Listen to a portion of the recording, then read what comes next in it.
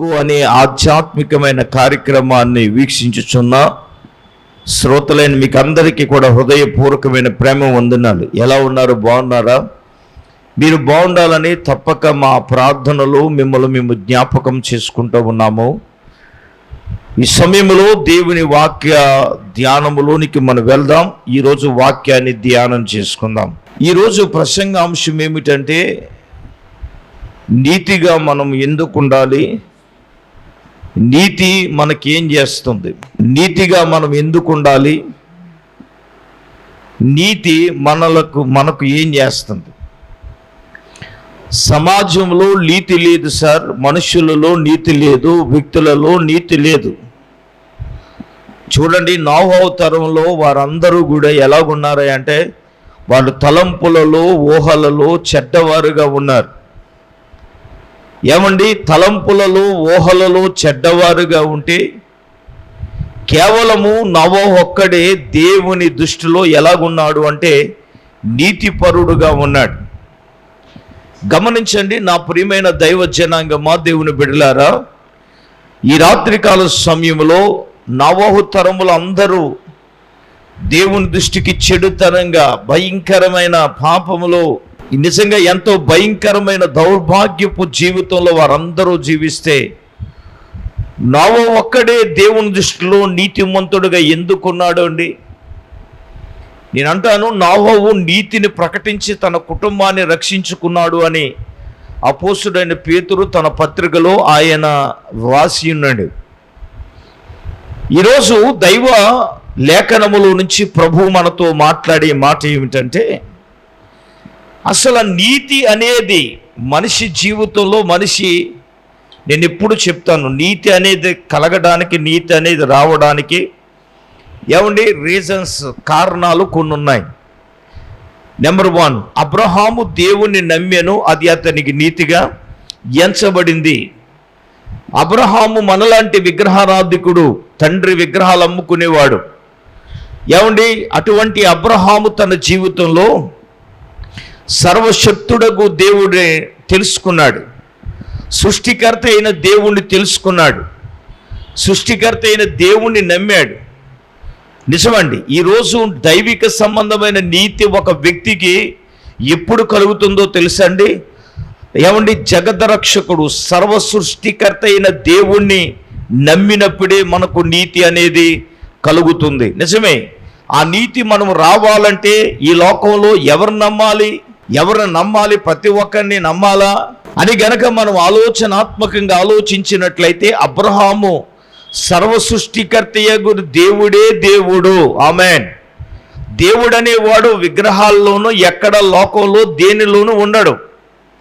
దేవుడు ఎందులో ఉంటాడయ్యా అని అంటే అర్థమవుతుందా? దేవుడు ఎందులో ఉన్నాడు అంటే, దేవుడు ఎక్కడున్నాడంటే, దేవుడు ఎక్కడ పడితే అక్కడ దేవుడు లేడు. ఏమన్నా సర్వ సృష్టికర్త అయిన దేవుడే మనకు దేవుడు. ఆ దేవుణ్ణి మనం నమ్మితే ఆయనే నిజమైన దేవుడని నమ్మాడు. ఆమేన్.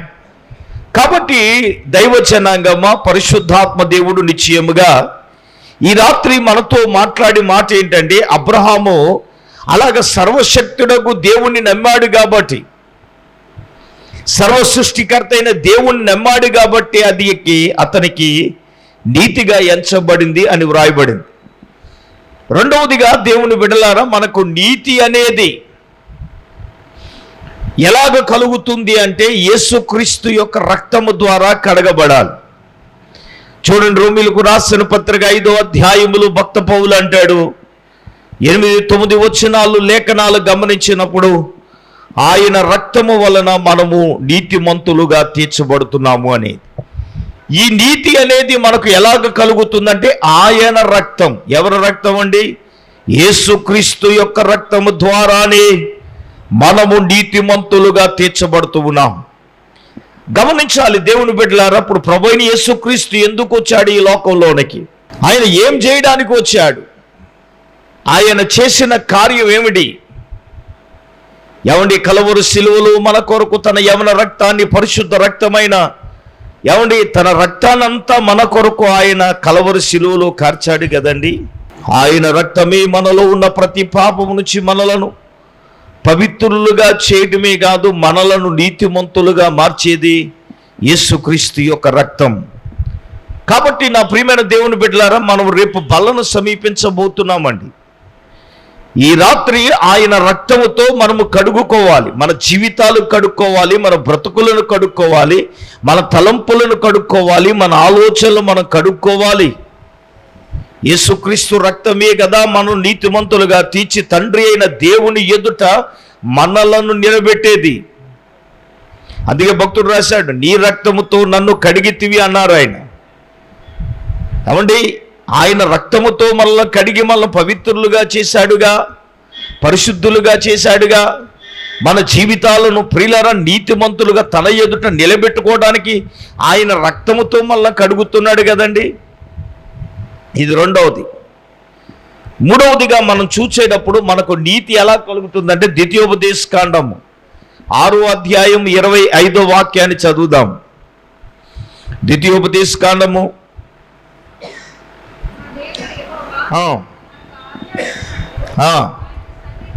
ఆయన సన్నిధిని ఈ సమస్తమైన ఆజ్ఞలను అనుసరించి మనము నడుచుకున్నప్పుడు మనకు నీతి కలుగును. హల్లెలూయా. మూడవదిగా దేవుని బిడ్డలారా, నీతి అనేది మనకు ఎలాగ కలుగుతుందంటే దేవుని ఆజ్ఞలను కట్టడలను మన జీవితములో మనం అనుసరించి నడవవలసిన వారమై ఉన్నాము. దేవుని ఆజ్ఞలను కట్టడలు వాక్యములో రాయబడినవి. ఒక మాటలో చెప్పాలి ఏమిటంటే, వాక్యాన్ని మనము అనుసరించి నడిచినప్పుడే, వాక్యాన్ని అనుసరించి మనము నడిచినప్పుడే మనకు నీతి అనేది కలుగుతూ ఉంది. వాక్య ప్రకారంగా నడవకపోతే, చూడండి అపోస్తలుడైన పౌలు ఒక మాట చెప్తాడు రోమీయులకు రాసిన పత్రికలో 2వ అధ్యాయంలో. ఏమండి, దైవికమైన దృష్టిలో నీతిమంతులు ఎవరో తెలుసండి? ధర్మశాస్త్రాన్ని విన్నవారు నీతిమంతులు కారట. 2:13. ధర్మశాస్త్రాన్ని విన్నవారు దేవుని దృష్టిలో నీతిమంతులు కారట. చూడండి, ధర్మశాస్త్రమును అనుసరించి ప్రవర్తించు వారే, వింటున్నారా, విన్నవాళ్ళు నీతిమంతులు కారటండి. మరి ఎవరు నీతిమంతులు? విన్న వాక్యాన్ని అనుసరించి చేసేవాళ్ళే. విన్న వాక్యాన్ని అనుసరించి ఆ వాక్య ప్రకారంగా నడిచే వాళ్ళే, ఆ వాక్య ప్రకారంగా జీవించే వాళ్ళేనట. వాళ్ళు ఎవరటండి? నీతిమంతులు. నీతిని కలిగి ఉంటారు, నీతిమంతులుగా ఎంచబడతారు. మరి అలాగంటే విన్న వాళ్ళందరూ నీతిమంతులంటే మనం వింటున్నాం, టీవీ ముందు కూర్చుని అంజులైన వారు వింటున్నారు. విన్న వాళ్ళందరూ నీతిమంతులు కారండి. ఎవరు నీతిమంతులు అని చెప్తున్నాడు పౌలు గారు? మాట్లాడతలేదు అమ్మా. ఎవరు నీతిమంతులరా? ఎవరైతే వాక్యాన్ని వింటున్నారో, విన్న వాక్య ప్రకారంగా జీవించేవారే, వాక్య ప్రకారంగా నడిచిన వారే ఆయన నీతిమంతులు అని చెప్తున్నారు. 4వదిగా మనం చూసినప్పుడు ఆత్మ ద్వారా కడిగినప్పుడు మనము నీతిమంతులుగా తీర్చబడతాం. సరే, అయితే నేనేమంటానంటే, ఇప్పుడు ఈ నీతి మనకు ఏం చేస్తుంది అనే విషయాలు మనం కులంకుషంగా కొన్ని విషయాలు మనం 7 సంగతులు ధ్యానం చేద్దాం. నెంబర్ వన్ సామెతల గ్రంథము 10వ అధ్యాయం 2వ వాక్యాన్ని చదువుదాం. చూద్దాం. అలాగే 11వ అధ్యాయము 4వ వాక్యాన్ని కూడా చదవండి. ఉగ్రత దినమందు ఆస్తి అక్కరకు రాదు, నీతి మరణము నుండి రక్షించును. అమ్మ వినండి. నెంబర్ వన్ ఈ నీతి మనల్ని ఏం చేస్తుంది? ఉగ్రత దినాన్న ఆస్తి అక్కరకు రాదు. ఏమండి, నిన్ను నన్ను మనలందరినీ కూడా మరణము నుంచి తప్పిస్తుంది అన్నారు. ఏ మరణము నుంచి మనల్ని తప్పించేది? ఉగ్రత అనేది రాబోతుంది లోకంలోనికి, మనుషుల మీదకి, సమాజం మీదకి రాబోతుంది. ఆ ఉగ్రత నుంచి తప్పించుకునేవాడు, తాళగలిగిన వాడు ఎవరున్నారు? ఏమండి, ఆ రోజున ఆ ఉగ్రత నుంచి మనం తప్పించబడాలి అంటే, కాపాడబడాలి అంటే నేనేమంటానంటే మన డబ్బు మనలను ఆ రోజు మనం రక్షించదు. ఎందుకంటే వాక్యంలో రాయబడింది కదా, జెఫన్యా గ్రంథములో మనం చూచినప్పుడు, జెఫన్యా గ్రంథం 1వ అధ్యాయం 18వ వచనం మనం చూచినప్పుడు, యెహోవా ఉగ్రత దినమందు తమ వెండి బంగారములు వారిని తప్పించలేకపోయెను, రోషాగ్ని చేత భూమి అంతయు దహింపబడును, హఠాత్తుగా భూలోక నివాసులందరూ సర్వనాశం. చూడండి, అక్కడ చూడండి, ఆ ఉగ్రత దినమందు వెండి బంగారాలు ఏం చేయలేదండి? చెప్పండి. ఆ మరణములో నుంచి వెండి బంగారాలు మనుషులను తప్పించలేదండి. ఉగ్రత దినమున ఆస్తి మనుషులను తప్పించట్లేదు. వెండి బంగారాలు ఆ రోజున మనిషిని ఏం చేయడం అంటే ఉగ్రత దినం నుంచి తప్పించలేదు. ఇప్పుడు ధనం నుంచి విర్రవీగిపోయేవాడు, డబ్బును చూసి కళ్ళు మిన్ను కానకుండా ప్రవర్తించేవాడు ఈ రోజున ఆ రోజు తప్పించబడతాడంటే డబ్బు, బంగారము, వెండి ఆ రోజున మనిషిని ఏం చేయదంట? చెప్పండి. తప్పించలేదు, రక్షించలేదు. నానా టీవీ ముందు కూర్చుని వాక్యం వింటున్న నీతోనే నాతోనే మనందరితో దేవుడు మాట్లాడుతున్నాడు. డబ్బును చూసి విర్రవీగుతున్నావా? వెండిని చూసి, బంగారమును చూసి, దేన్ని చూసి? డబ్బు నిన్ను తప్పిస్తుంది అనుకుంటున్నావేమో, బంగారం నిన్ను తప్పిస్తుంది అనుకుంటున్నావేమో, వెండి నిన్ను రక్షిస్తుంది అనుకుంటున్నావేమో. ఆ ఉగ్రత దినాన ఇక్కడ అంటున్నాడు ప్రవక్త అయిన జెఫన్యా, ఆ ఉగ్రత దినమందు తమ వెండి బంగారము వారిని ఏం చేయలేదండి? తప్పింపలేకపోయాను. అర్థమవుతుందండి? మీరు అడగవచ్చు, సార్ తప్పించుకోవాలంటే ఏం చేయాలి? హలో, మీరు వినాలి. తప్పించబడాలంటే ఒకటి, అదేంటో తెలుసా? దైవిక సంబంధమైన నీతి నిన్ను, నన్ను, మనలందరినీ ఆ మరణాన్ని తప్పించే. చప్పట్లు కొట్టి గట్టిగా దేవుని నామాన్ని గనపం. నిజమే కదా, నిజమే కదా. చూడండి, ఇందాక జ్ఞాపకం చేశాను, నోవహు తన తరములో ఎలాగున్నాడు? నీతిపరుడుగా ఉన్నాడు కదా. అందరూ తలంపులలో, ఊహలలో చెడిపోయిన వారుగా ఉంటే నేనేమంటాను, అలనాడు దేవుని బిడ్డలారా, నోవహు ఒక్కడే కదా ఆ జలప్రళయం నుంచి అందరూ చనిపోయాడు. మరణం నుంచి తప్పించబడ్డవారు ఎవరంటే నోవహు భార్య, నోవహు కుమారులు, కోడన్లు, 80 మాత్రమే ఆ రోజు ఆ ఉగ్రత నుంచి వారు తప్పించబడ్డారు. గట్టిగా దేవుని స్తోత్రం చెప్పండి. హల్లెలూయా. నిజమే దైవ జనాంగమా, దేవుని బిడ్డలారా, పరిశుద్ధాత్మ దేవుడు నిశ్చయముగా ఈరోజు నీతో, నాతో, మనందరితో కూడా మాట్లాడే మాట ఏమిటంటే, నీవు, నేను, మనము తప్పించబడాలి. ఆ ఉగ్రత దినము నుంచి ఈ లోకములో ఏది మనలను తప్పించదు, ఏది మనల్ని రక్షించదు. కేవలం ఒక నీతి మాత్రమే మనలను రక్షిస్తుంది.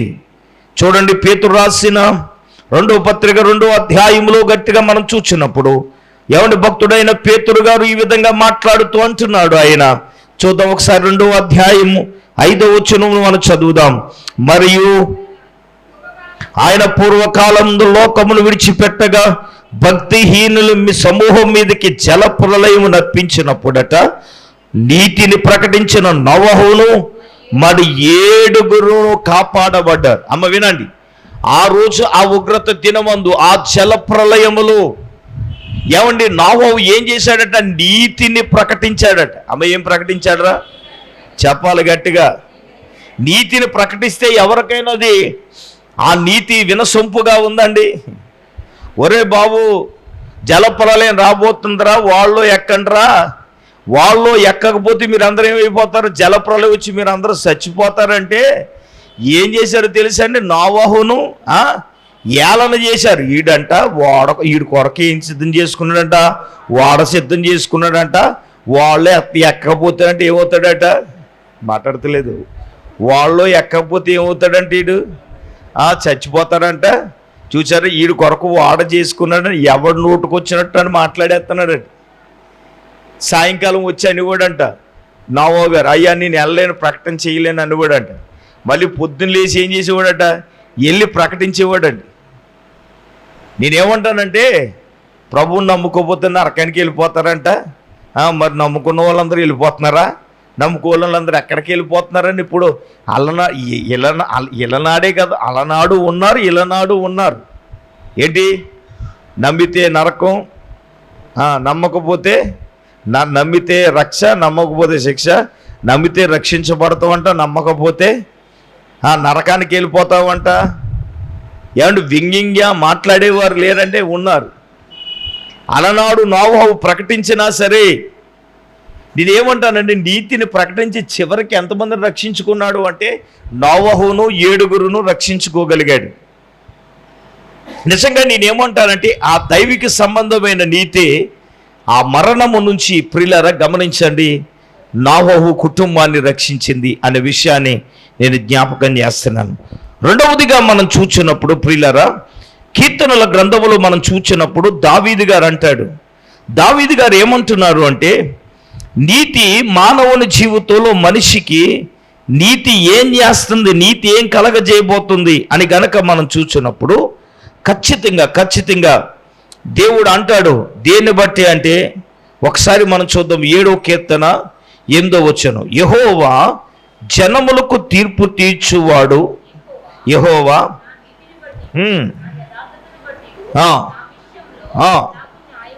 దేవునికి స్తోత్రం కలుగునుగాక. రెండవదిగా దేవుని బిడ్డలారా, పరిశుద్ధాత్ముడు మాట్లాడేది ఏమిటంటే నీతిని బట్టి న్యాయం తీరుస్తాడట. దేనిని బట్టి చెప్పాలి గట్టిగా? నా నీతిని బట్టి, నా యథార్థతను బట్టి, నా విషయములో నాకు ఎవరు తీరుస్తాడు? నువ్వు నీతిగా ఉంటే మనుషులెవరు న్యాయం తీర్చరో, మనుషులెవరు నీ పక్షాన మాట్లాడరో.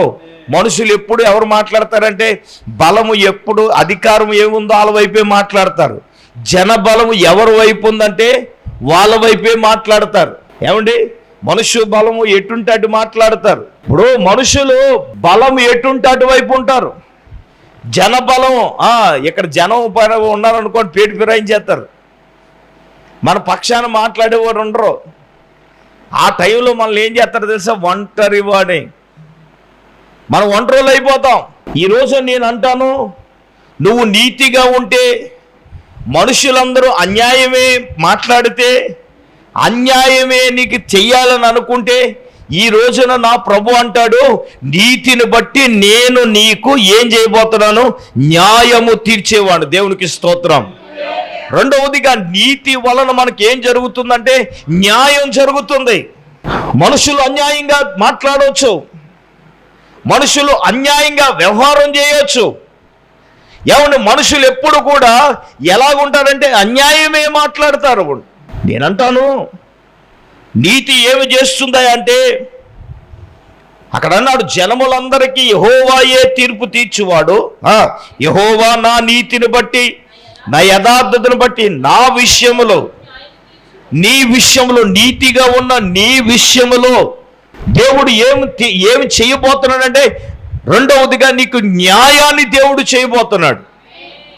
మనుషులే నీకు అన్యాయం చేయొచ్చు. నేను ఎలాగ అంటున్నాను కాదు, రక్త సంబంధికులే చేస్తారు. నా జీవితంలో జరిగింది అది. ఈ రోజున ఎవరిని నమ్మడానికి ఇర్లేదు. పబ్బం కాస్త కాన్సెషన్ చెప్పుడు నువ్వే ఉన్నావు, నువ్వే చూసుకో అనుకుంటారు. అంతా అయిపోతారు. తౌసి పెట్టిన తర్వాత రివర్స్ అయిపోయే వాళ్ళు ఉంటారు చాలామంది. మనిషికి నీతి అనేది ఉండాలి సార్. మనుషులు లేకపోయినా, మనుషులు మాట్లాడకపోయినా, నేను అంటాను, దేవుడే సార్ నీకు న్యాయం తీరుస్తాడు. ఎస్, దేవుడే ఎవరికి ఎలాగ న్యాయం తీర్చాలో దేవుడు వారికి అలాగే న్యాయం తీరుస్తాడు. ఇప్పుడు నీ పక్షాన ఎవరు మాట్లాడకపోవచ్చు, ఇప్పుడు నీ పక్షాన ఎవరు నిలబడపోవచ్చు, కానీ దేవుడు మాత్రం నీతి పక్షాన నిలబడతాడు. ఎవరి పక్షానండి? చూద్దాం. 14వ కీర్తన 5వ వచనంలో ఏమన్నారండి? 14వ కీర్తన 5వ వచనంలో ఏమన్నారండి? ఎందుకనగా దేవుడు నీతిమంతుల సంతాన పక్షమున ఉన్నాడు. ఆమేన్. దేవుడు ఎవరి పక్షాన ఉన్నాడు చెప్పండి?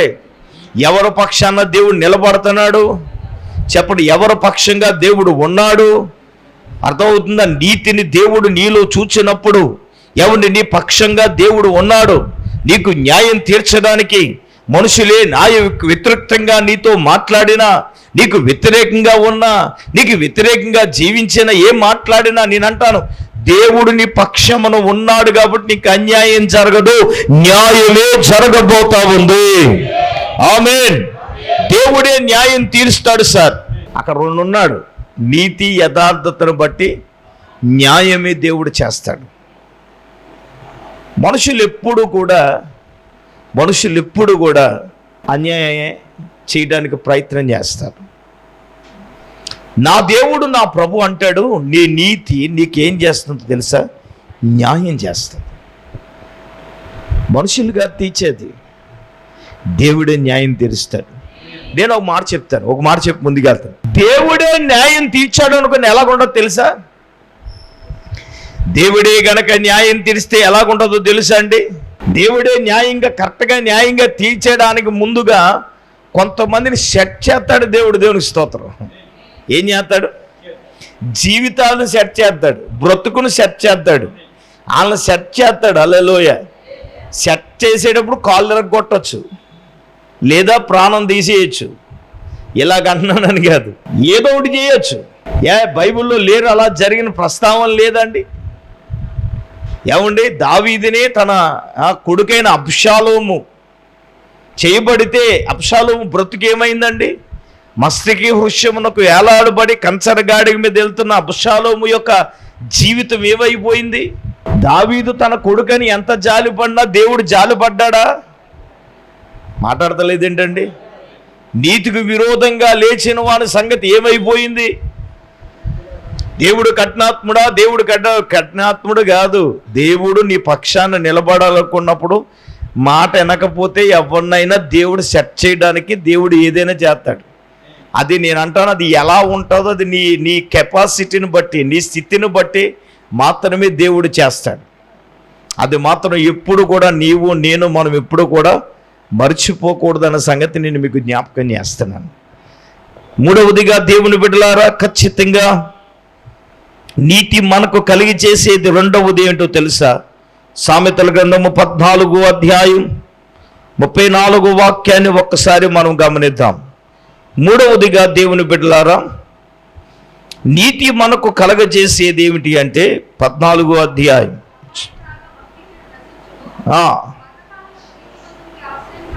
ఓకే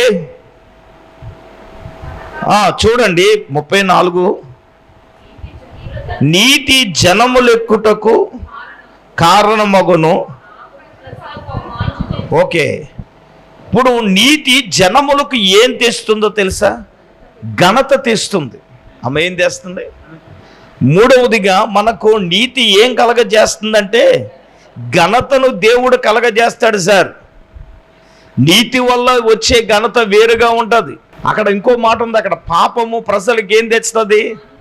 అవమానపడతారు. పాపం చేసేవాడు ఎప్పుడు అవమానపడతాడు, సిగ్గుపడతాడు.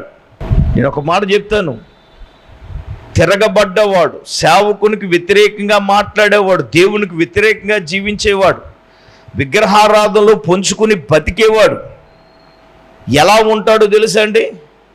దైవిక భయం లేకుండా ఇష్టానుసారంగా జీవించి వెళ్ళకూడని ప్రదేశాలకు వెళ్ళి చెయ్యకూడని కార్యాలు చేసి దేవునికి వ్యతిరేకంగా చేసుకుంటే ఈ రోజున వారి జీవితాలు అవమానకరంగా ఉండకపోతే, సిగ్గుకరంగా ఉండకపోతే ఎలా ఉంటాయి సార్? పాపము ప్రజలకి అవమానాన్ని కలగజేస్తుంది. అయితే ప్రభువు మాట్లాడే మాట ఏంటో తెలుసా? దైవిక సంబంధమైన నీతి మనిషికి ఏం తెస్తుందంటే ఘనతను తెస్తుంది. ఏం తెస్తుందమ్మా చెప్పండి? ఏం తెస్తుందండి? ఘనతను తెస్తుంది. ఈ లోకంలో నీకు ఘనతను కలగజేసేది అది. ఏమండి నిజమే, ఘనత రావడానికి కారణం ఘనత దేవుడు ఊరికినే రాదు. నీతిగా లేకపోతే ఘనత రాదు. దైవిక సంబంధమైన నీతి ఒక వ్యక్తిలో ఘనత తేవడానికి, వారు ఘనత పొందుకోవడానికి. ఇప్పుడు నేను అంటాను, యోసేపే ఉన్నాడు, నీతిగా ఉన్నాడు. పొతీఫరు భార్య వచ్చి ఆయనను బలవంతం చేస్తారు. బలవంతం చేసిన ఆయన ఒప్పుకోలా. నా యజమానుడు ఇంటినంతా అప్పగించాడు కానీ నిన్ను మాత్రం నన్ను అప్పగించలేదు. తన నీతిని కాపాడుకోవటం కోసం వస్త్రాన్ని వదిలేసి ఏమయ్యాడు? పారిపోయాడు. మీరు అడగొచ్చు, పారిపోయాడు కదా సార్, మరి అందుకే కదా తీసుకెళ్ళి ఆయన ఏం చేశారు? చెరసాలలో ఖైదీగా పడేశారు. ఓకే, అప్పటి వరకే తెలుసు మీకు, ఖైదీగానే ఉన్నాడు అనుకున్నాం మనం. యోసేపు ఎక్కడుంటే అక్కడ దేవుడు తోడుగా ఉంటే ఎక్కడ పడితే అక్కడ ఆయనకి అధికారం వచ్చేసింది. దేవునికి స్తోత్రం కలుగును. ఇప్పుడు ఇంతకీ నేనేమంటానంటే, అతను నీతిగా ఉన్నాడు, తప్పు చేశాడంటే పాపం చేయలా. పరిస్థితులు అనుకూలించినా అనుకూలించకపోయినా, అప్పటికే ధర్మశాస్త్రమే లేకపోయినా, అసలు ధర్మశాస్త్రం వస్తేనే మరి ధర్మశాస్త్రము లేని కాలములో కూడా ఆయన ధర్మశాస్త్రమునకు విధేయుడైపోయాడు. ధర్మశాస్త్రం వచ్చిన తర్వాత పరస్త్రీని మోహించడం పాపం, అటువంటి వ్యక్తిని రాళ్లతో కొట్టి చంపాలి అని చెప్పింది. ధర్మశాస్త్రం ఎప్పుడు వచ్చింది? మోషే గారి ద్వారా వచ్చింది. అప్పటికి ధర్మశాస్త్రము లేకపోయినా యోసేపు ధర్మశాస్త్రమునకు విధేయుడయ్యాడు. నేనంటాను, నీతే నీతే నీతే అతనిని ఏం చేసిందో తెలుసా? ఘనత ఇచ్చింది. ఎలా ఘనత? రాజు తర్వాత రాజు స్థానాన్ని దేవుడు కలగజేశాడు. చప్పట్లు కొట్టి దేవుని నామాన్ని గణపరచాడు. హల్లెలూయా, హల్లెలూయా. ఆ ఘనత ఇచ్చింది ఏంటి తెలుసా? సార్ నిజమే, నీతే ఘనతను ఇస్తుంది. నీకు నాకు మనందరికీ కూడా ఘనత రావాలి అంటే ఎవరి నీతి ద్వారా మాత్రమే దేవుడు ఘనతనిస్తాడు. సార్, ఘనతను మన జీవితాల్లో దేవుడు ఇవ్వాలంటే యోసేపుకి ఇచ్చాడు ఘనత, దానియేలుకి ఇచ్చాడు ఘనత, షడ్రకు మేషకు అబేద్దుగోలు వారు అనే వారికి దేవుడిచ్చాడు ఘనత, దావీదుకు దేవుడిచ్చాడు ఘనత. నేనంటాను, నీతిగా ఉంటే రాకడలో ఎవడు మనకి ఇవ్వడంటే ఇస్తాడు. ఆ ఘనతను మన జీవితాల్లో మనము పొందుకోవాలి అనంటే దేవుడే కదా సార్ మనకిచ్చేది. మూడవదిగా మనం చూసినప్పుడు ఆ ఘనత దేవుడు మనకు నీతి ద్వారా దేవుడు కలగజేస్తాడు. హల్లెలూయా, గట్టిగా చెప్పండి హల్లెలూయా. నాలుగవదిగా మనం చూసినప్పుడు సామెతల గ్రంథము 11వ అధ్యాయము దయచేసి 4వ వాక్యమును మనము గమనించినప్పుడు 5వ వచనం చదివేయండి. యథార్థవంతుల నీతి వారి మార్గమును సరళము చేయును. ఆమేన్. 4వదిగా నీతి నీ త్రోవలను నీ మార్గములను ఏం చేస్తుంది? సరళము చేయును. నీ మార్గమును సరళము చేస్తుంది నీ నీతే.